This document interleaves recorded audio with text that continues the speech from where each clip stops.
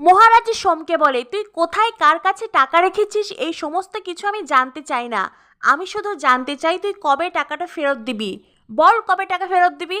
এই বলে মহারাজ সোমকে একটা ধাক্কা দেয়। সোম তখন মহারাজের উপর চিৎকার করে বলে, আমি টাকা দেব না, একটা টাকাও দেব নয়, টাকাগুলো আমার ছিল, হয়েছে এবার শান্তি পেয়েছিস।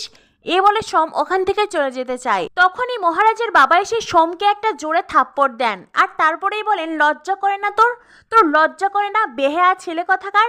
সোম তখন বাবার ওপরে চিৎকার করে। মহারাজ তখন জামার হাত গোটাতে গোটাতে বলে, এই এই তুই বাবার ওপরে চোটপাট করছিস, তোর সাহস তো কম নয়।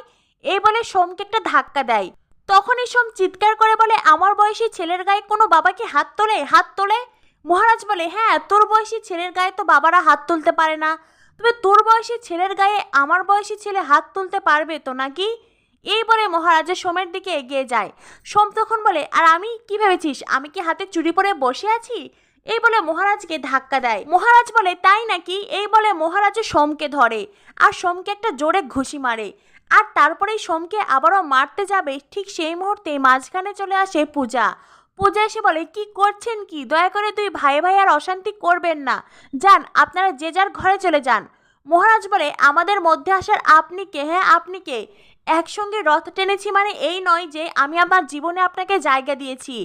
আমাদের দুই ভাইয়ের মধ্যে আপনি কোনো কথা বলবেন না, আপনি এখান থেকে সরে যান, এটা আপনার অস্থায়ী সংসার। যেই বাড়ি থেকে দুদিন পরে আপনাকে চলে যেতে হবে, যেই সংসারে আপনি থাকবেন না, সেই সংসারে অযথা মায়া বাড়াবেন না। মহারাজের এই কথাগুলো পূজাকে খুব কষ্ট দেয়। পূজার দু চোখ বেয়ে জল ঝরতে থাকে। মহারাজের বাবা তখন মহারাজের গালে জোরে একটা থাপ্পড় দিয়ে বলে, তুই ওকে কি বলছিস? হ্যাঁ কি বলছিস?